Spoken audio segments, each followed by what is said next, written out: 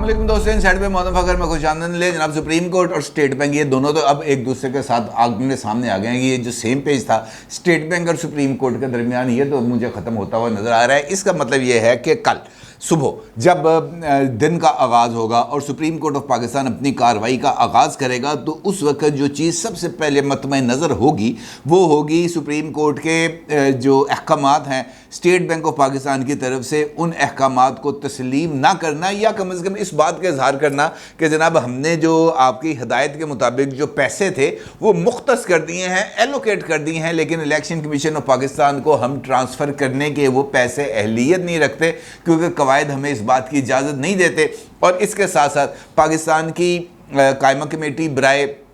ख़जाना, पाकिस्तान की वफाकी कैबिना और उसके बाद पाकिस्तान की पार्लियामेंट, इन तीनों की तरफ से जो फ़ैसला है वो आया है ना में। और इसका मतलब ये है कि ये जो मसला है, ये जो भैंस है, ये पानी में चली गई और स्टेट बैंक की कायम मुकाम गवर्नर ये कहेगी जनाब इस भैंस को पानी से निकालने की जनाब मेरे में सकत नहीं है। इसका मतलब ये है कि कल जब दिन का आगाज़ होगा सुप्रीम कोर्ट वर्सेस पार्लियामेंट, ये एक नया मैच होगा, एक नए मैच का आगाज़ होगा और इस नए मैच के अंदर बड़े बड़ी जो इम्पॉर्टेंट डेवलपमेंट्स है वो होंगी। और उसके साथ साथ जो इस मर्तबा रेफरी है जो काफ़ी अरसे से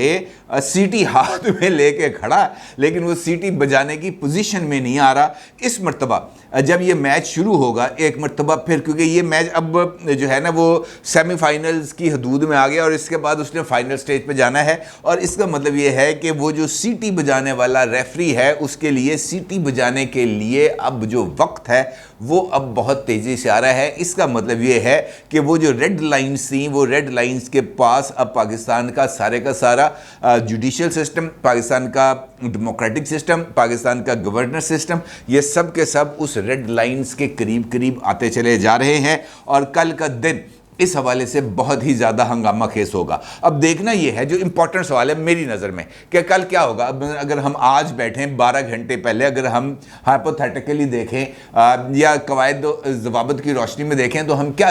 अंदाज़ा लगा सकते हैं? अंदाज़ा ये लगा सकते हैं कि कल एक मरतबा फिर रजिस्ट्रार सुप्रीम कोर्ट सुबह 9 बजे एक सर्कुलर जारी करेंगे, एक ऑर्डर जारी करेंगे और वो ये कहेंगे कि सुप्रीम कोर्ट ऑफ पाकिस्तान के chief justice mister justice Umar Ata Bandial साहब की ये हदायत है कि इलेक्शन कमीशन ऑफ पाकिस्तान इस हवाले से रिपोर्ट पेश करे कि क्या उनके अकाउंट में 21 अरब रुपए आ गए हैं। और ये रिपोर्ट जो है फौरी तौर पर within 30 minutes, within 1 hour, within 2 hours ये रिपोर्ट जो है ये सबमिट होनी चाहिए चैम्बर के अंदर मोअज़्ज़ज़ चीफ जस्टिस ऑफ पाकिस्तान और उनके साथ साथ बेंच में मौजूद जो बाकी 2 जजेस हैं उनके पास। और जब ये रिपोर्ट सबमिट होगी तो उसमें यकीनी तौर पर ये जवाब आएगा कि नहीं जनाब पैसे ट्रांसफ़र नहीं हुए। और उसके बाद फिर एक मरतबा जो प्रोसीडिंग्स हैं उसका आगाज़ होगा और इस मरतबा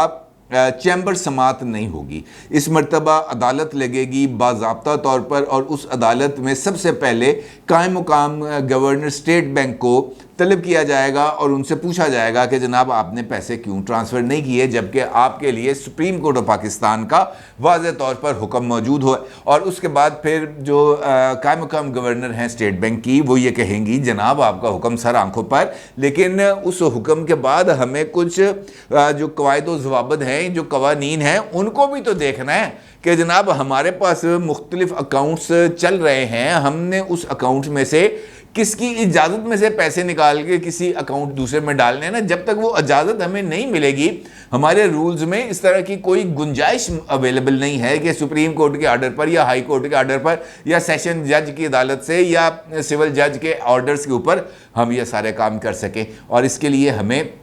फाइनेंस बिल की ज़रूरत है और फाइनेंस बिल जो है वो नेशनल असेंबली ने रिजेक्ट कर दिया है। लिहाजा इस हवाले से अगर आपने कोई बात करनी है तो हमारे सेक्रेटरी ख़जाना या मिनिस्टर ख़जाना से रब्ता करें और उसके बाद ये सारे का सारे सिलसिले का असर नौ आगाज़ होगा। और इसी आगाज़ के साथ ही ये जो खेल है ये अगले मरहले में दाखिल होगा जहाँ पर ये जो न्यूट्रलिटी है इसके बारे में जो वाज़ेह तौर पर पता चलेगा कि जनाब ये न्यूट्रलिटी अब किस लेवल पर मौजूद है और अगर है तो कैसे। दूसरी जानिब जो हुकूमत है ये भी मैं आपको बताता चलूँ कि इस मरतबा हुकूमत बज़ाहिर सामने नहीं आएगी। इस मरतबा जिस तरह मैंने आपसे गुफ्तगू के आगाज़ में कहा ना कि सुप्रीम कोर्ट वर्सेस पार्लियामेंट, इस मरतबा सुप्रीम कोर्ट का मुकाबला होगा इदारा वर्सेस इदारा यानी पार्लियामेंट। पाकिस्तान का सुप्रीम इदारा, पाकिस्तान का जो सुपीरियर लॉ मेकिंग इंस्टीट्यूट, वो मुकाबला करेगा इस मरतबा सुप्रीम कोर्ट के साथ। और अगर ये बात मैं आपको नहायत ज़िम्मेदारी से कह रहा हूँ कि अगर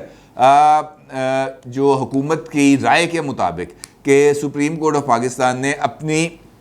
वो क्या कहते हैं, वो जो एक इस्तिलाह है जूरिस्प्रूडेंस, शायद इस तरह का कोई लफ्ज़ है, मुझे बताया था, मैं भूल गया जनाब, तो उसकी हदूद से अगर वो उसके तहत उन्होंने कुछ और आगे बढ़कर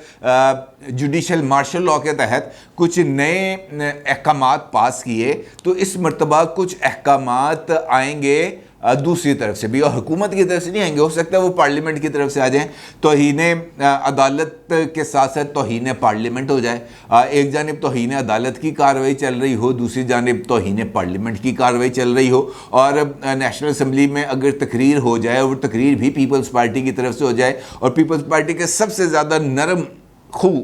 जो है नवीद कमर साहब, उनकी तरफ से हो जाए, और वो इस बात का बाज़ाब्ता तौर पर मुतालबा कर दें कि जनाब ये जो आप ये कार्रवाई कर रहे हैं तौहीन अदालत की, तो फिर आपको तौहीन पार्लियामेंट के लिए भी तैयार रहना चाहिए। तो इसका मतलब ये है कि that card is very much on the table, ये कार्ड इस वक्त टेबल पर मौजूद है, और किसी मुनासिब मौके पर इसको इस्तेमाल कर लिया जाएगा। और अगर इसको इस्तेमाल किया गया इस मरतबा, तो फिर इसके कुछ दीगर कॉन्सिक्वेंसेस भी हो सकते हैं। इसका मतलब ये है कि गैर आइनी इक़दामात का जवाब जो है वो गैर आइनी इक़दामात से दिया जाएगा। और इस हवाले से कुछ लोगों का ये मानना है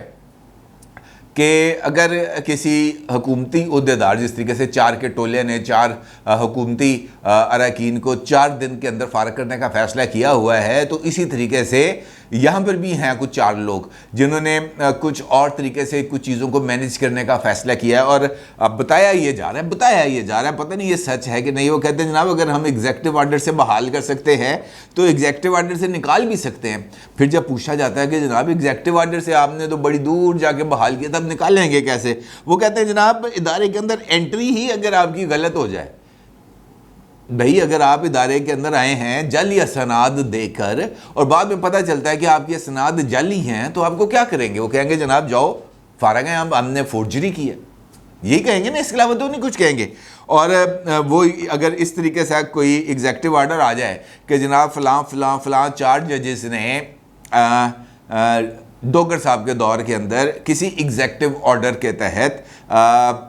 जो है वो जुडिशरी के अंदर शमूलियत इख्तियार की थी,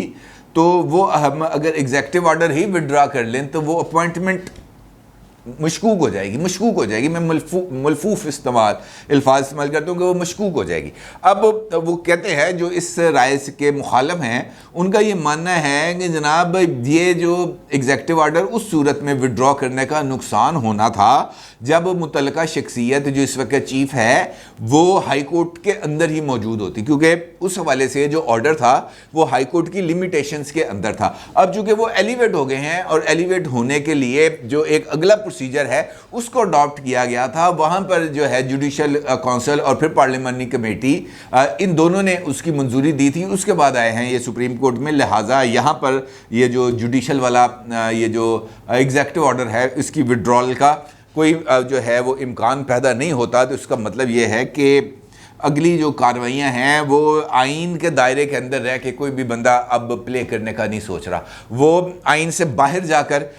बाहर किसी भी एक्सटेंड तक जाकर इस गेम को खेलने के लिए तैयार हो गए हैं। इसका मतलब ये है कि अगर वो आइन से बाहर किसी भी हदूद के अंदर जाकर ये खेल खेलने के लिए तैयार है तो इसका मतलब ये है कि वो जो रेफरी जिसका मैं आपके साथ बार बार जिक्र कर रहा हूँ कि वो सीटी चमका के बैठा है, तो उसके लिए सीटी बजाने का टाइम कुछ ज़्यादा करीब आ रहा है, क्योंकि उसको और भी बहुत सारे लोग इस हवाले से उकसा रहे हैं। आज एक क्लिप है जो इस वक्त सोशल मीडिया पर वायरल है और इमरान खान साहब से मुतल्लिक क्लिप है, और उस क्लिप के अंदर इमरान खान साहब इस बात का इजहार कर रहे हैं न्यूट्रल्स को मुखातब करते हुए लाहौर में ज़मान पार्क में अफ्तारी की तकरीब से। वो ये कह रहे हैं कि ये जो न्यूट्रल्स हैं ये समझते हैं कि हमारे सोशल मीडिया के लोगों को पकड़ के ये दबा देंगे और ये समझते हैं कि जनाब इनके ख़िलाफ़ जो सोशल मीडिया पर मुहिम चल रही है वो ख़त्म हो जाएगी, तो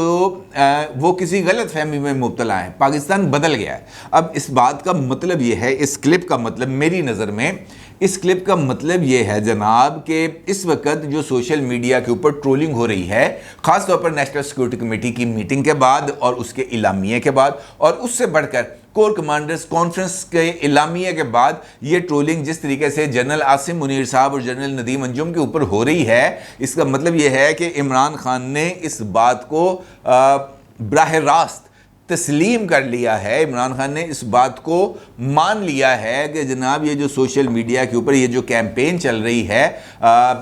ये जो हमारी अस्करी शख्सियात हैं, इनके ख़िलाफ़ इसके पीछे भी इमरान खान का ही हाथ है, इमरान खान की जमात का ही हाथ है। भले उसके बाद वो आइन की सुप्रीमेसी, कानून की बालादस्ती, वो गमला सर पे रखने का जो मर्ज़ी वो जो है वो चूरन बेचने की कोशिश करें, ये हकीकत है और इससे इनकार मुमकिन नहीं है। क्योंकि आज भी उनकी तरफ से जो एक आया है गैर रस्मी गुफ्तगू, उसके अंदर वो ये कह रहे हैं इमरान खान साहब कि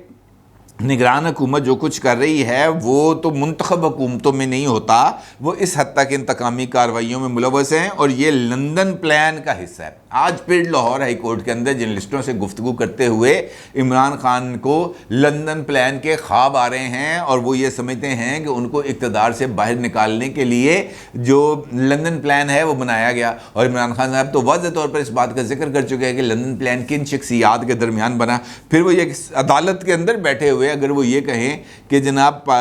ये जो है कानून और आइन की हुक्मरानी ख़त्म हो गई है और अब 90 दिन के अंदर अगर सुप्रीम कोर्ट के फैसले पर अमल दरामद नहीं होता 14 मई को इलेक्शंस कराने का, तो इसका मतलब ये है कि पाकिस्तान वो जो आइनी हदूद है अब वो नहीं रहेगी। तो इसका मतलब ये है कि अगर आइन मौजूद नहीं रह गया तो फिर तो कोई जद्दोजहद नहीं रह गई, फिर तो कोई इदारा नहीं रह गया ना। अगर आइन ख़त्म हो गया तो इसका मतलब यह है कि सारा कुछ ख़त्म हो गया। फिर वो कहते हैं कि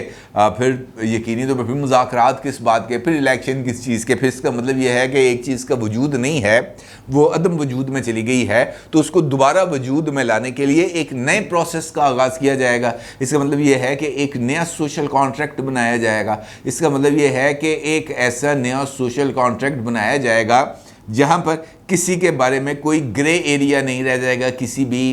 इदारे के बारे में। और अगर इसके लिए जो है वो 2 साल का टाइम ले लिया जाए और 2 साल के अंदर अंदर इस तरह का कोई सोशल कॉन्ट्रैक्ट बना लिया जाए और ये सोशल कॉन्ट्रैक्ट बनाकर पार्लियामेंट से अंगूठा लगवाकर सुप्रीम कोर्ट ऑफ पाकिस्तान से मंजूरी कराकर नाफज कर दिया जाए, तो मेरा ख्याल है कि इस हवाले से भी कुछ ऑप्शंस हैं जो ज़ेरे गौर है। देखना यह है कि इसका हतमी फ़ैसला क्या निकलता है। अपनी राय का ज़रूर इज़हार कीजिएगा। आपका बहुत शुक्रिया। अल्लाह हाफ़िज़।